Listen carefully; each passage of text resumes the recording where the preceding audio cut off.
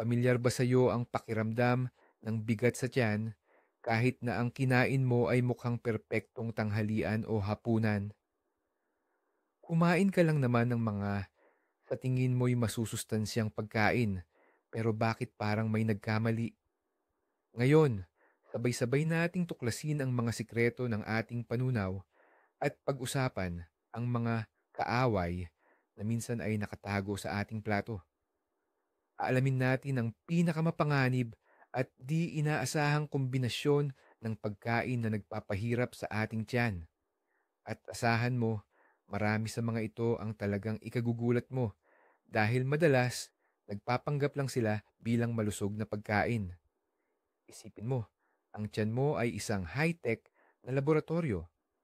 Para sa bawat uri ng pagkain, protina, carbohydrates o taba, mayroon itong sariling mga kasangkapan, ang tinatawag nating enzymes. Ang protina ay nangangailangan ng acidic na kapaligiran para matunaw, habang ang carbohydrates naman ay kailangan ang alkaline na kapaligiran. Kapag pinagsama mo ang mga pagkain na hindi magkasundo, diyan nagsisimula ang gulo sa loob ng laboratorio ng iyong tiyan. Nagkakagulo ang sistema at sa halip na maging maayos ang pagtunaw, ang resulta ay pagbuburo, paglobo ng tiyan at di komportabling pakiramdam. Ang pag-unawa sa simpleng prinsipyong ito ang susi sa isang magandang pakiramdam at mas malusog na buhay. Alam nyo ba ang isang karaniwang pagkakamali na halos lahat ay ginagawa sa pag-aakalang nakakabuti ito sa kanilang sarili? Ito ay ang akala mong masarap at healthy na panghimagas, ang pagkain ng prutas pagkatapos ng isang busog na tanghalian o hapunan. Ano pa nga ba ang mas maganda, 'di ba? Busog na busog ka na sa kinain mo at ngayon may dagdag ka pang bitamina para balansihin ang lahat. Isang mansanas, isang kahel o isang dakot na ubas. Buong puso tayong naniniwala na tinutulungan natin ang ating katawan at sinisigurong malusog ang pagtatapos ng ating kainan. Pero heto ang patibong. Ang prutas ay mabilis matunaw. Kailangan lang nito ng 20 o 30 minuto para umalis sa tiyan. Ngunit ang kinain mong mabigat, lalo na kung may karne, patatas, or pasta, ay nananatili sa tiyan ng ilang oras para sa mas matinding pagproseso. Isipin mo ang isang abalang kalsada. Ang prutas ay parang mabilis na motorsiklo. Ang kinain mo naman ay parang mabigat at mabagal na truck. Kapag ang motorsiklo ay naipit sa likod ng truck sa isang masikip na daan, hindi nito malalampasan. Maiipit lang ito sa traffic.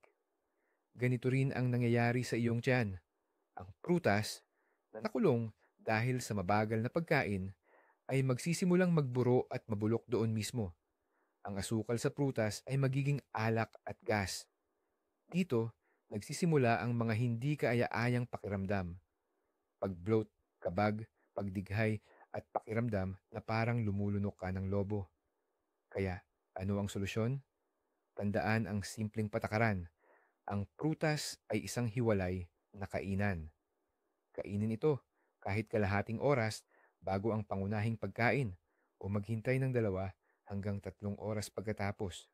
Hayaan munang dumaan ang truck bago ilabas ang motorsiklo sa kalsada. Ngayon, pag-usapan natin ang tunay na reyna ng inyong lamesa. Isang prutas na sadyang ayaw ng kasama. Mas gusto niyang suluhin ang eksena. At ang pangalan ng reynang ito ay melon. Marami sa atin ang mahilig sa melon. Ginagawang salad kasama ang prosciutto o kinakain lang bilang panghimagas. Ngunit ang mga dietitian at mga eksperto sa Ayurveda ay iisa ang sinasabi, ang melon ay hindi dapat ihalo sa anuman, walang-wala, maski sa ibang prutas. Bakit nga ba ganoon siya kapihikan? Ang sikreto ay nasa bilis. Ang melon ay isang kampeyon sa pagtunaw ng pagkain. Isipin mo, siya si Usain Bolt ng mundo ng pagkain. Mabilis siyang dumadaan sa tiyan at natutunaw na agad sa bituka. Literal na sa loob lang ng 15 to 20 minuto. Ngayon, isipin mo, kinain mo ang melon kasama ng ibang pagkain. Ang sprinter na ito ay biglang makukulong sa isang silid kasama ang mababagal na maratonista tulad ng karne o tinapay. Handa na sana ang melon na magpatuloy, pero ang kanyang daan ay hinarangan ng ibang pagkain na aabuti ng ilang oras bago matunaw. At ano ang ginagawa niya kapag hindi siya makakilos? Tama, magsisimula siyang mag-ferment or mabulok sa loob. Dito magsisimula ang matinding kabag, paglobo ng tiyan, at pakiramdam na parang lilipad ang iyong sikmura. Ang melon ay sadyang hindi ginawa para may kasama. Kaya, kung mahal mo ang melon, i-enjoy mo lang siya ng solo bilang isang hiwalay na merienda. Isang oras bago o 2 oras matapos kumain ng ibang pagkain. Hayaan mo ang Reynang ito na magkaroon ng kanyang sariling solo concert. Ngayon, pag-usapan natin ang isang tunay na paborito sa mga fitness bar at mga resipe ng healthy breakfast. Handa na ba kayong basagin ang isa sa pinakapopular na mito? Ito ay tungkol sa sikat na mass gaining shake, ang saging at gatas. Sa unang tingin, tila ito ang perpektong tambalan. Ang potassium mula sa saging, calcium at protina mula sa gatas. Parang eliksir ng kalusugan sa isang baso. Milyon-milyong tao ang nagsisimula ng kanilang araw sa smoothie na ito. Kumpiyansang nakakakuha sila ng lakas. Gayunpaman, pagdating sa ating panunaw, ang kombinasyong ito ay isa sa pinakamabigat at pinakabigat sa ating tiyan. Tinawag pa nga ng Ayurveda, isang sinaunang siyensya ng kalusugan mula sa India, ang timplang ito na nakakalason or toxic. Bakit kaya? Simple lang ang paliwanag. Ang saging, bagamat matamis sa panlasa, ay nagiging acidic kapag dinigest sa ating tiyan. At ano ang nangyayari sa gatas kapag hinahaluan ng asido? Tama, nagiging durog or buo-buo. Sa mismong loob ng iyong tiyan, bumubuo ito ng isang makapal, malagkit, at parang keso na namuo na napakahirap tunawin. Bilang resulta, labis na nahihirapan ang iyong digestive system. Hindi lang nito pinababagal ang iyong metabolismo, literal nitong pinapatay ang iyong digestive fire o ang kakayahan ng tiyan na tunawin ang pagkain ng epektibo. Sa halip na makaramdam ng sigla, mararanasan mo ang pagiging matamlay, antok at pakiramdam na mabigat. Malaking porsyento ng enerhiya ng katawan ang ginugugol para lang iproseso ang timplang ito na nagdudulot din ng pagdami ng labis na plema o mukus. Oo, para sa pagpapalaki ng katawan sa anumang paraan, maaaring maging epektibo ito. Ngunit kung ang layunin mo ay pakiramdam ng gaan at kalusugan, mas mainam na hiwalay mong kainin ang saging at inumin ang gatas. Sa pagpapatuloy ng ating usapan tungkol sa gatas, pag-usapan naman natin ang isang kombinasyon na mas mabilis at mas matindi ang epekto kumpara sa saging. Para itong direktang atake ng kemikal sa iyong tiyan. Tinutukoy ko ang gatas na ipinaris sa anumang maasim na pagkain or inumin. Isipin ang iyong almusal, isang mangkok ng cereal na may gatas at isang baso ng sariwang orange juice. O kaya isang milkshake na may asim na strawberry o pinya. Parang masarap at nakakapresko, hindi ba? Pero para sa iyong panunaw, isa itong real-time na kalamidad. Alalahanin kung paano namumuo ang gatas kapag ginagawang keso. Sa maligamgam na gatas, dinagdagan ng kaunting katas ng lemon at halos agad-agad itong bumubuo ng kumpol at naghihiwalay sa malapot na bahagi at likido. Ganoon din, eksaktong ganyang kemikal na reaksyon ang nangyayari mismo sa loob ng iyong tiyan kapag pinagsama mo ang gatas at anumang maasim. Ang pangunahing protina sa gatas, ang kasein, ay agad na bumubuo ng kumpol o namumuo dahil sa asim mula sa prutas o juice. Sa iyong tiyan, nabubuo ang isang siksik, malagkit at mahirap tunawin na buo. Hindi handa ang iyong katawan para dito. Imbis na tahimik, na sipsipin ng mga sustansya, kinakailangan nitong gumamit ng matinding lakas para durugin ang buong ito. Ang resulta ay predictable. Pakiramdam ng pagiging mabigat sa tiyan, pananakit ng tiyan, labis na pagiging kabag, at tuluyang pagkaantala ng proseso ng panunaw. Kaya tandaan, ang gatas at dalandan ay hindi magkaibigan at mas mabuting huwag na silang magtagpo sa iyong tiyan. Ngayon, dumako tayo sa tunay na klasiko ng mga handaan, isang putaheng kinagigiliwan ng milyon-milyon, ang pinagsamang karne at patatas. Nakakabusog, mabango, at napakapamilyar. Steak man na may fries, inihaw na karne, or inihaw na manok na may mashed potato. Para sa marami, ito ang sukatan ng perpektong hapunan. Pero tingnan natin ang pagsasamang ito mula sa pananaw ng ating tiyan at sisiguraduhin kong hindi siya natutuwa sa kombinasyong ito. Ito ay isa sa pinakamabigat at hindi magkasundong kombinasyon, isang tunay na pagsubok sa tibay ng iyong digestive system. Ano ang problema rito? Ang lahat ay nasa magkaibang proseso ng pagtunaw. Ang karne ay puro protina. Para matunaw ito, kailangan ng tiyan na maglabas ng napakaasido na digestive fluid na naglalaman ng pepsin enzyme. Kailangang napakaasido ng kapaligiran. Ang patatas naman, sa kabilang banda, ay purong starch. Para matunaw ang starch, kailangan ng ibang-iba, alkaline na kapaligiran at amylase enzymes na nagsisimulang gumana pa lang sa bibig kasama ng laway. Kapag kumain ka ng karne at patatas, nagkakaroon ng tunay na digmaan ng mga enzyme sa loob ng iyong tiyan.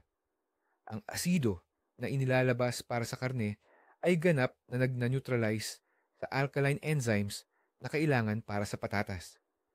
Bilang resulta, hindi natutunaw ng maayos ang starch. Mananatili lang ito sa tiyan at magsisimulang umasim at mabulok. Ang protina naman, dahil sa presensya ng starch, ay mas matagal at mas mahirap matunaw.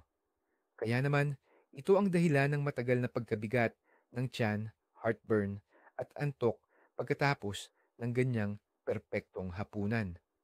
Ang iyong katawan ay inilalagay lang ang lahat ng lakas nito sa paglaban sa mga epekto, sa halip na kumuha ng enerhiya. Muli, balikan natin ang usapang starch at tingnan pa ang isa nitong mapanlinlang na kasama. Isang side dish na tila napaka-inosente at universal, ang pasta o kanin na may tomato sauce. Pasta bolognese, risotto na may kamatis. Sino ba naman ang hindi mahilig sa mga putahing ito? Ngunit dito, muling humaharap sa matinding hamon ng ating tiyan, ang salarin, ang kamatis.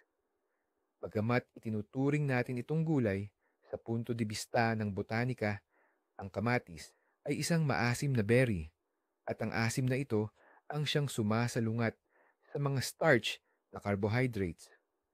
Tulad ng ating napag-alaman, para masira ang starch na nasa pasta, kanin o tinapay, kailangan ng alkaline na kapaligiran at ang enzyme na amylase na nagsisimulang gumana pa lang sa ating bibig. Ngunit kapag hinaluan mo ito ng asim mula sa kamatis, nangyayari ang parehong bagay tulad ng sa karne. Hinaharangan ng asim ang paggana ng amylase. Bilang resulta, ang pagtunaw ng starch ay bumabagal ng husto o tuluyan ng humihinto. Nananatili ito sa tiyan na nagdudulot ng pagbuburo, paglobo ng tiyan at pakiramdam ng diskomportable. Ang katawan ay gumagamit ng napakalaking enerhiya habang sinisikap na labanan ang hindi magkatugmang pinaghalong ito na humahantong sa pagkapagod at pagkaantok pagkatapos kumain. Sigurado akong napansin mo na ang pakiramdam na ito na pabirong tinatawag na carb coma pagkatapos kumain ng isang malaking plato ng pasta.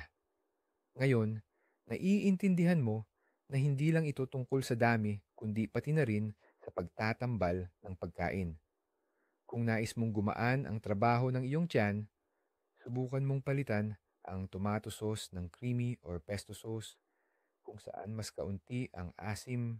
Marami sa atin ang mahilig sa keso at halos sa lahat ng putahe ay dinadagdagan nito para mas sumarap at mas nakakabusog. Pizza na may double cheese, pasta na may parmesan, burger na may cheddar. Pero pag-usapan natin ang isang kombinasyon na napakapopular pero napakabigat para sa ating katawan, ang karne at keso. Ang patty ng cheeseburger, lasagna na may karne at mozzarella, o kaya manok na may tinunaw na keso sa ibabaw, lahat ng ito ay nakakatakam pakinggan. Pero para sa ating sistema ng panunaw, ito ay parang dobleng suntok na pwedeng magpabangungot dito sa loob ng ilang oras. Ano ba ang dahilan? Parehong ang karne at keso ay mga pagkaing siksik sa protina. Kapag sabay silang pumasok sa tiyan, nangangailangan sila ng napakaraming stomach acid at enzymes para matunaw. Ito pa lang ay malaking pasanin na para sa ating tiyan. Pero hindi pa dyan nagtatapos. Ang keso, lalo na ang tinunaw o mataba, ay mayaman sa taba. Ang taba ay may kakayahang pabagalin ang paglabas ng stomach acid at sa pangkalahatan ay pinapabagal ang buong proseso ng panunaw. Ano ang nangyayari sa huli? Kumakain ka ng dobleng dami ng protina na matagal na ngang tunawin at sa ibabaw nito, dinadagdag mo pa ang taba na lalong nagpapabagal sa buong sistema.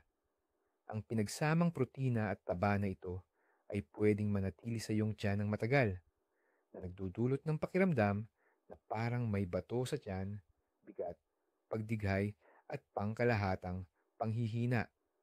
Ang katawan ay ibinibigay ang lahat ng kanyang lakas para lang matunaw ang pinagsamang masa na ito. Kaya nauubos ang enerhiya na dapat sana ay para sa ibang bahagi ng katawan. Kaya marahil, sa susunod, mas mainam na pumili ka lang ng isa. Kung karne ba o keso. Ngayon, linawin natin ang isang maling akala tungkol sa pinakasikat na ensalada tuwing tag-init. Ang simbolo ng pagiging sariwa at kalusugan, ang pipino at kamatis. Oo, tama ang dinig mo. Ang klasikong kombinasyong ito na pundasyon ng halos bawat pananghalian. Sa totoo lang, hindi pala ito gaanong kapaki-pakinabang gaya ng ating inaakala. Kung lasa ang pag-uusapan, perpekto silang magkapareha. Ang makatas, malutong na pipino at ang mabango, mataba na kamatis. Ngunit sa pananaw ng biochemistry, sila ay tunay na mga magkasalungat. Ang kanilang pagkakaibigan sa iisang plato ay nagdudulot ng mas maraming pinsala kaysa pakinabang. Ang pangunahing salarin dito ay ang pipino. Sa nilalaman nito, mayroong isang espesyal na enzyme na tinatawag na ascorbinase. At heto na ang dahilan. Ang enzyme na ito ay sumisira sa vitamin C, na kilala rin bilang ascorbic acid. At ang kamatis naman, gaya ng ating alam, ay isa sa mga pangunahing pinagkukunan ng vitamin C na iyon. Kaya, ano ang mangyayari kapag pinagsama mo sila sa isang ensalada? Ang enzyme na ascorbinase mula sa pipino ay agad na nagre-react at aktibong sinisira ang lahat ng vitamin C mula sa kamatis. Sa huli, makakakuha ka ng masarap ngunit halos walang pakinabang na ensalada pagdating sa bitamina. Inaakala mong pinupuno mo ang iyong katawan ng mga sustansya, ngunit sa totoo lang, winawala ng isang sangkap ang benepisyo ng isa. Bukod pa rito, iba-iba ang oras ng pagtunaw nila na maaari ring lumikha ng karagdagang pasanin sa iyong sistema ng panunaw.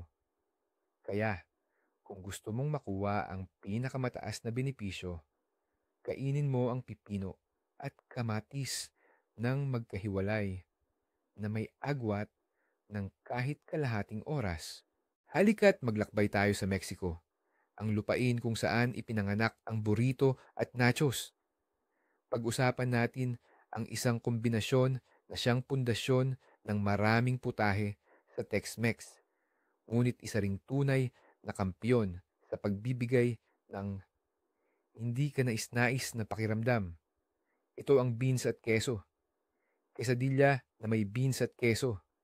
Or burrito kung saan magkatabi ang nilupak na beans at tunaw na keso cheddar. Puno at masarap pakinggan, tama. Pero kung naramdaman mo na ang tiyan mo na parang lobo pagkatapos kumain ng ganito, tandaan, hindi ka nag-iisa. Ano nga ba ang problema sa tambalang ito? Halika't alamin natin. Ang beans, tulad ng iba pang legumes, ay naglalaman ng komplikadong carbohydrates na hindi lubos na matunaw ng ating katawan. Sa proseso ng pagbuwag ng mga ito ng bakterya sa ating bituka, natural lang na magkaroon ng gas. Ito pa lang, sapat na para magdulot ng pamamanas o paglubo ng tiyan sa maraming tao. Ngayon, dagdagan natin ng keso. Ang keso ay isang mabigat na produkto, mayaman sa protina at taba na nagpapabagal ng panunaw. Bukod pa rito, maraming matatanda ang mayroong lactose intolerance o hirap sa pagtunaw ng lactose, ang asukal sa gatas. Ang hindi natunaw na lactose ay nagdudulot din ng pagbuburo at paggawa ng gas. Kaya ano ang resulta? Pinagsama natin ang dalawang pagkain na bawat isa ay posibleng sanhi ng pamamanas. Magkasama, lumilikha sila ng epektong parang sumabog na bomba sa iyong bituka. Ang proseso ng pagbuburo ay lumalala ng husto. Ito ay halos garantisadong resipe para sa kabag, matinding discomfort at pakiramdam ng labis na kapunuan. Kaya kung sensitibo ang iyong panunaw, mas mabuting iwasan ang sumasabog na Meksikanong tambalan na ito. Balikan natin muli ang usapang almusal dahil sa umaga nagsisimula ang pundasyon ng ating araw. At ano pa nga ba ang mas mainam kaysa sa itinuturing na pamantayan ng malusog na pagkain sa lahat ng fitness blog? Isang mangkok ng natural na yogurt na may sariwang berries o prutas para itong awit sa kalusugan, hindi ba? Pero paano kung sabihin ko sa iyo na ang perpektong almusal na ito para sa maraming tao ay isang direktang daan patungo sa hindi komportabling pakiramdam? Muli, ang problema ay nasa kombinasyon ng produktong gatas at asido. Lalo na kung nagdaragdag ka ng maasim na prutas sa yogurt, strawberry, raspberry, kiwi, pinya o citrus. Kapag naghalo ang asido mula sa prutas at protina ng gatas sa iyong digestive tract, maaari nitong pabagalin ang proseso ng pagtunaw. Lumilikha ito ng isang mainam na kapaligiran para sa pagbuburo. Bukod pa rito, naniniwala ang medisina ng Ayurveda na ang ganitong kombinasyon ay nagpapabago sa bituka flora at nagtataguyod ng pagbuo ng mga lason. Bilang resulta, sa halip na makakuha ng sigla at gaan ng pakiramdam, maaari kang makaramdam ng kabusugan, pananakit ng sikmura o paglubo ng tiyan. Ang iyong katawan ay hindi naglalaan ng enerhiya sa pagtunaw ng mga sustansya, kundi sa paglaban sa mga epekto ng tila perpektong almusal na ito. Kung napapansin mo ang ganitong mga sintomas, subukan mong kainin ng yogurt at prutas ng magkahiwalay na may agwat ng kahit isang oras. Maaaring magulat ka kung gaano kaganda ang magiging pakiramdam mo. Hindi na pagkain ang pag-usapan natin, kundi ang inumin kasabay nito. May isang nakasanayan tayo na parang normal lang, pero sa totoo, sumisira pala sa ating panunaw. Pinag-uusapan natin ang pag-inom ng malamig na tubig o may yelo habang kumakain. Ang isang baso ng napakalamig na tubig o may yelo, lalo na sa mainit na araw, ay parang perpektong kasama ng ating pagkain. Akala natin nakakatulong tayo sa pagtunaw, pero ang totoo, pinahihirapan lang natin ito. Isipin nyo ang inyong sikmura bilang isang mainit na pugon, kung saan nagaganap ang masalimuot na proseso ng pagtunaw. Para maging epektibo ito, kailangan ng tamang temperatura. Kapag mabilisan nating nilaklak ang isang baso ng tubig na may yelo, para nating binubuhusan ng malamig na tubig ang apoy na iyon. Ano ang nangyayari pagkatapos nito? Una, ang malamig na likido ay nagdudulot ng spasm sa mga ugat ng dugo sa dingding ng ating sikmura.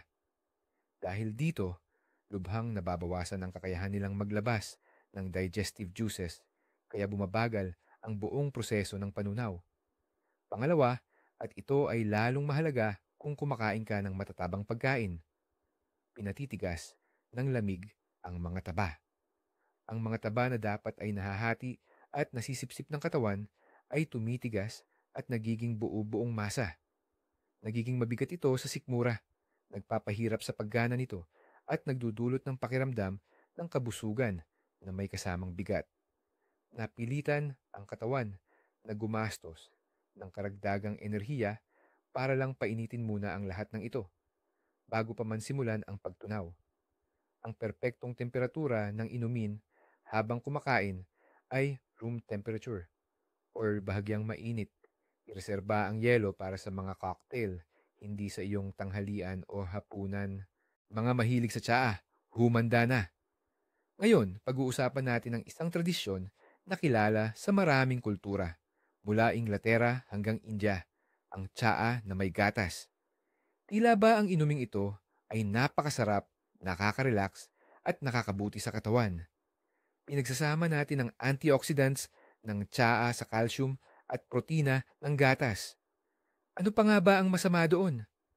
Pero, lumalabas na sa perpektong kombinasyon na ito, may nakakubling internal na labanan na nagpapawalang saysay sa mga benepisyo ng parehong inumin. Ang pangunahing pasaway sa tsaa ay ang mga sangkap na tinatawag na tannins. Ito ang dahilan ng mapaklang lasa ng tsaa. Sa kabilang banda, mayroon tayong gatas na may pangunahing protina nito, ang casein. Kapag nagtagpo ang tannins mula sa tsaa at ang casein mula sa gatas, bumubuo sila ng matibay na chemical bonds. Sa madaling salita, nagbubuklod sila sa isa't isa. Ano ang resulta nito?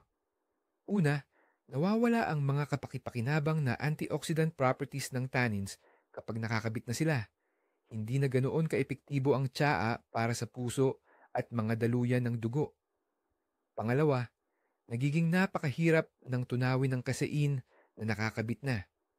Ang protina na sana ay makakatulong sa katawan ay dumadaan lang o nagbibigay pa ng dagdag na pasanin sa digestive system. Sa huli, umiinom ka ng inumin kung saan ang benepisyo ng isang sangkap ay pinapawalang bisa ng isa pa. Nakukuha mo lang ang masarap na lasa, pero hindi ang mga benepisyo sa kalusugan na inaasahan mo. Kung gusto mong makuha ang buong benepisyo, inumin ng tsaa at gatas ng magkahiwalay na may pagitan ng hindi bababa sa 1 oras. Paano naman ang mga mahilig magkape? Kadalasan, sinisimulan ng marami sa atin ang umaga sa isang mainit na kape at tinapay na may keso. Mabilis, nakakabusog, at mukhang balanse naman na almusal ito. May protina at calcium mula sa keso, enerhiya galing sa tinapay, at pampagising mula sa kape. Perpekto na ba? Sa kasamaang palad, hindi. Ang nakasanayang kombinasyong ito ay may malaking bitag, lalo na pagdating sa pag-absorb ng isa sa pinakamahalagang mineral para sa ating katawan, ang calcium. Ang keso ay isang napakagandang pinagmumula ng calcium na mahalaga para sa ating mga buto, ngipin at nervous system. Kaya nga kumakain tayo ng tinapay na may keso, umaasang mapapatibay nito ang ating kalusugan. Pero dito na papasok ang kape. Sa kape, mayroon ding tannins tulad ng sa tsaa at syempre, caffeine. Ang mga sangkap na ito ay may kakayahang itali ang calcium at pigilan ang pag-absorb nito sa ating bituka. Bukod pa rito, ang caffeine ay mayroon ding diuretic effect na lalong nagpapabilis sa pagkawala ng calcium sa ating katawan. Kaya ano ang nangyayari? Kumain ka ng calcium na mahalaga sana, pero ang kape mo sa umaga ang pumipigil para hindi ito lubusang maabsorb. Ang karamihan sa mineral na yan ay dadaan lang sa iyong sistema. na walang naidudulot na benepisyo.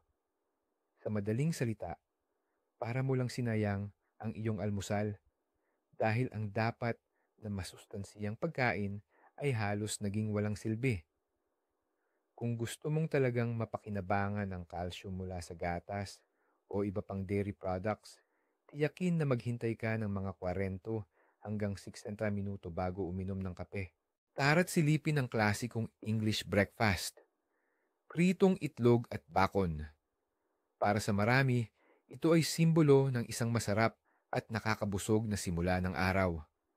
Ang mabangong, malutong na bakon at malambot na pritong itlog, kombinasyong nakakaganang tingnan pa lang. Pero, sa pananaw ng nutrisyon, isa ito sa pinakamabigat na kombinasyon na pwedeng isipin. Ito ay matinding hamon sa iyong digestive system, lalo na sa pankreas. Bakit naman? Ang itlog at bakon kasi, pareho itong may napakaraming protina at taba. Kapag ang ganitong klase ng pinagsamang protina at taba ay pumasok sa tiyan, nangangailangan ito ng matinding pagsisikap mula sa ating katawan para tunawin. Mapipilitan ng katawan na gumawa ng napakaraming enzyme para lang matunaw ito. Ang ganitong almusal ay matagal mananatili sa digestive tract na nagdudulot ng pakiramdam ng kabigatan na pwedeng tumagal hanggang tanghalian. Sa halip na bigyan ka ng enerhiya, kabaliktaran pa nga ang nangyayari, aagawin lang nito ang lakas mo. Lahat ng lakas ng katawan ay mapupunta hindi sa pag-iisip o pisikal na gawain, kundi sa pagtunaw nitong bombang pagkain. Bukod pa rito, ang regular na pagkain ng ganitong kabigat na pagkain ay nagdudulot ng malaking pasanin sa atay at pankreas. Kung gusto mong magsimula ng araw nang magaan ang pakiramdam, mas mabuting pumili na lang ng isa. Pwedeng itlog na may gulay, or kung talagang gustong-gusto mo, kaunting hiwa ng bacon na may whole grain toast. Pero kung pagsasamahin mo ang dalawa, masyado itong mabigat para sa almusal. Ngayon, sumisid tayo sa mundo ng mga kakaibang prutas at pag-usapan ang isang kombinasyon na marahil ay hindi nyo pa naiisip, ngunit posibleng may taglay na nakatagong panganib. Pinag-uusapan natin ang tambalan ng lemon at papaya. Sa unang tingin, ano nga ba ang mali? Pareho silang punong-puno ng bitamina. Ang papaya ay mayaman sa enzyme na papain na nakakatulong sa panunaw, habang ang lemon naman ay isang mainam na pinagmumulan ng vitamin C. Madalas silang pinagsasama sa fruit salads o smoothies para sa masarap na lasang tropikal. Gayunpaman, ilang pag-aaral at mga eksperto sa nutrisyon ang mariing nagpapayo na iwasan ang kombinasyong ito. Pinaniniwalaan na ang sabay na pagkonsumo ng limon at papaya ay maaaring magdulot ng disbalanse sa komposisyon ng dugo, partikular na ang pag-aapekto sa level ng hemoglobin. Ang hemoglobin ay isang protina sa ating red blood cells na responsable sa pagdadala ng oxygen sa buong katawan. Ang matatag na level nito ay kritikal para sa ating kalusugan at kagalingan. Ayon sa ilang impormasyon, ang kemikal na reaksyon sa pagitan ng mga sangkap na matatagpuan sa lemon at papaya ay maaaring mag-udyok ng pagbuo ng anemia, lalo na sa mga bata. Bagaman kailangan pa ng mas malalim na pananaliksik sa usaping ito, ang prinsipyo ng babala ay sandata ay napakagamitin dito. Kung may kasaysayan ng anemia sa inyong pamilya o nagmamalasakit lamang kayo sa inyong kalusugan, mas mainam na huwag ipagsapalaran at kainin ang dalawang masarap na prutas na ito ng magkahiwalay. Laging inuuna ang kaligtasan. Akala nyo ba, prutas at protina lang ang hindi pwedeng pagsamahin sa isang pagkain? Kahit gulay, may hindi pagkakasundo din sa isang plato. Pag-usapan natin ang dalawang sikat na gulay mula sa pamilya ng nightshade, ang patatas at talong. Ang mga putahing pinagsasama ang talong at patatas, gaya ng ginisang gulay, kari-kari, o iba pang nilaga at sinigang na may dalawang sangkap na ito ay pamilyar sa ating mga hapag kainan. Pareho silang masarap, nakakabusog, at sa tingin natin ay walang problema kung pagsasamahin. Pero para sa ilang tao, ang kombinasyon nilang ito ay maaaring maging sanhi ng malaking problema sa panunaw. Ano ba ang dahilan nito? Ang patatas at talong ay parehong mataas sa starch. Ngunit bukod pa rito, ang talong ay mayaman din sa iba pang sangkap na maaaring magpahirap sa panunaw. Kapag isinama ito sa starch ng patatas na mabigat na tunawin, doble ang hirap na idudulot nito sa ating tiyan at bituka. Lalong-lalo na ang mga taong may sensitibong panunaw o may tendensyang magkaroon ng pamamaga or inflamasyon sa katawan ang maaaring mag-react ng masama sa kombinasyong ito. Ang mga gulay mula sa pamilya ng nightshade ay kilala rin na maaaring magdulot ng pamamaga sa ilang tao. At kapag magkasama ang dalawang miyembro nito, mas lalong lumalakas ang epektong ito. Dagdag pa rito, ang talong ay parang espongha na humihigop ng napakaraming mantika kapag piniprito. Kung magluluto kayo ng pritong patatas kasama ang pritong talong, hindi lang ito kombinasyong mahirap tunawin, kundi isa ring fat bomb or bomba ng taba. Maaari itong magdulot ng kabusugan na may kasamang bigat sa tiyan, paglobo ng tiyan, bloating, at pagiging hindi komportable. Kung mahilig kayo sa dalawang gulay na ito, subukang lutuin sila ng hiwalay at ipares sa mas magagaan na pagkain. Ngayon, mula sa pang-araw-araw na pagkain, lumipat naman tayo sa mga inuming pang-party at pag-usapan ang isa sa pinakamapanganib na cocktail na maiisip. Ito ay pinaghalong alak at energy drink. Marami ang naghahalo ng vodka or whiskey sa popular na energy drinks para hindi agad mapagod at makapag-party buong gabi. Ang cocktail na ito ay nagbibigay ng ilusyon ng pagkontrol at pagiging gising. Pero sa totoo lang, isa itong mapanganib na laro sa iyong katawan, lalo na sa puso mo. Paano ito gumagana? Ang alak ay isang depressant. Pinababagal nito ang central nervous system, pinahihina ang reaksyon, at nagiging sanhi ng pagkaantok. Sa kabilang banda, ang energy drink naman ay isang malakas na stimulant.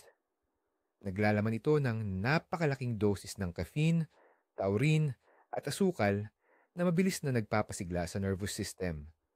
Kapag pinagsama mo ang mga ito, sabay mong pinapadalhan ang iyong katawan ng dalawang magkasalungat na senyales. Itinatago ng stimulant, energy drink, ang epekto ng depressant, alak. Dahil dito, hindi mo natama ang pagtatantiya sa antas ng iyong kalasingan.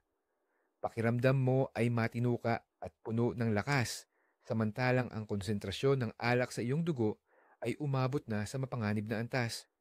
Ito ay malaking nagpapataas sa panganib ng pagkalason, pinsala, at mga padalos-dalos na desisyon. Pero ang pinakamatindi ay nangyayari sa puso. Nakakatanggap ito ng dobleng pag-atake. Sinisira ng alak ang ritmo ng puso at pinapabilis naman ng caffeine ang tibok nito sa sobrang bilis. Ang ganitong labis na pagod ay maaaring humantong sa arrhythmia, biglaang pagtaas ng presyo ng dugo, at sa pinakamasamang kaso, atake sa puso, kahit pa sa mga bata at malulusog na tao. Tandaan, ang alak at energy drinks ay hindi magkaibigan. Ang pagsasama nila ay maaaring magtapos sa trahedya. Sa pagpapatuloy ng ating usapin tungkol sa alak, ating suriin ang isa pang lubhang mapanganib at sa kasamaang palad, napakapopular na kombinasyon, ang mga inuming nakalalasing at mabibigat at mamantikang pagkain. Iba't ibang klase ng pulutan ang nakasanayan nating ipares sa alak. Lechon at beer, pritong baboy at gin, matatabang chicharon at rum. Para sa marami, bahagi na ito ng anumang handaan o inuman. Karamihan sa atin ay naniniwalang pinapawi ng masarap na pulutan ang epekto ng alak. Ngunit sa totoo lang, nagbibigay tayo ng matinding pasakit sa ating atay at pancreas. Ano ang nangyayari sa ating katawan? Sa sandaling pumasok ang alak sa ating katawan, agad na itinitigil ng atay ang iba nitong gawain. Buong lakas itong nagtatrabaho para maneutralize ito. Para sa atay, ang alak ay isang lason, ang pangunahing toksin na kailangang alisin agad. Ngayon, isipin mo na kasabay ng lason na ito, sabay mo pa ring sinasabayan ng bundok-bundok na matatabang pagkain. Ang pagproseso ng taba ay isa rin sa mga mahahalagang gawain ng atay. Naiipit ang atay sa isang mahirap na sitwasyon. Ano ang uunahin? Ang alisin ng lason o ang tunawin ng taba? Dahil ang pagneutralisa ng alak ay usapin ng kaligtasan, dito muna lubusang nagtutuon ng pansin ng atay. Ang pagproseso naman ng taba ay naantala.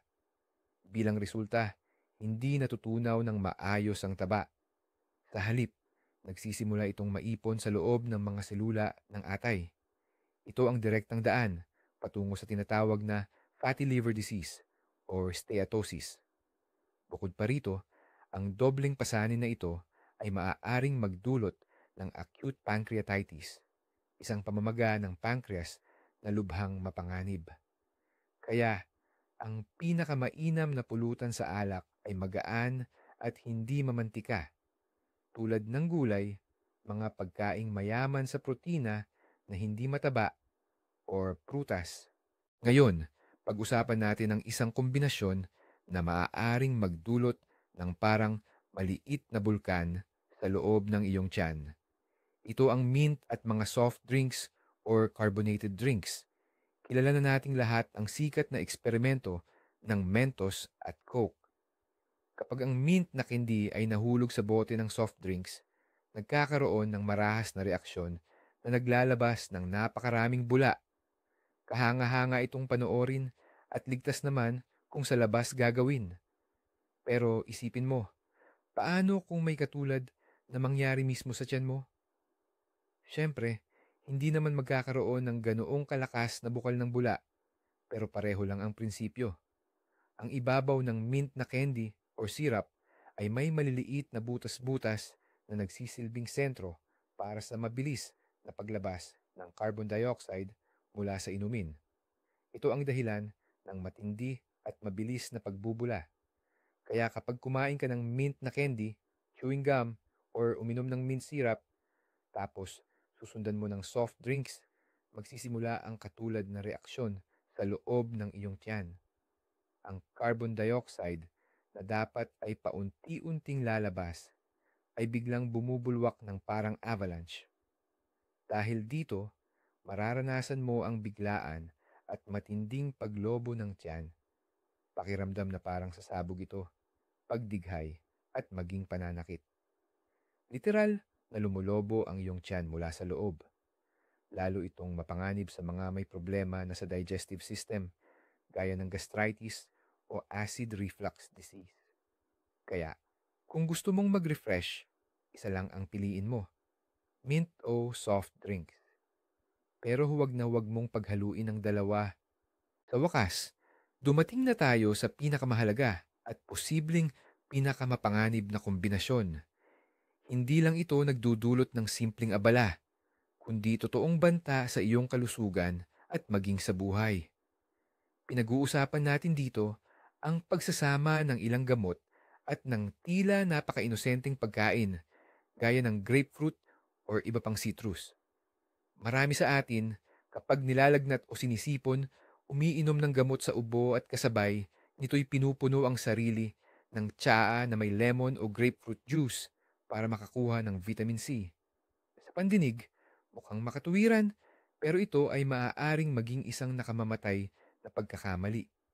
Ang totoo, ang grapefruit at ilang iba pang citrus ay nagtataglay ng mga sangkap na tinatawag na furanocoumarins. Ang mga sangkap na ito ay humaharang sa normal na paggana ng isa sa pinakamahalagang enzyme sa ating atay, ang cytochrome P400 beta. Ang enzyme na ito ang siyang responsable sa pagtunaw at pagtanggal mula sa katawan ng napakaraming gamot, kabilang ang mga statins para sa pagpapababa ng kolesterol, ilang antibiotics, mga gamot sa puso, at ang pinakamahalaga, ang dextromethorphan, isang popular na sangkap ng maraming gamot sa ubo. Ano ang mangyayari kapag hinarangan mo ang enzyme na ito? Ang gamot ay titigil sa pagtunaw at paglabas mula sa katawan.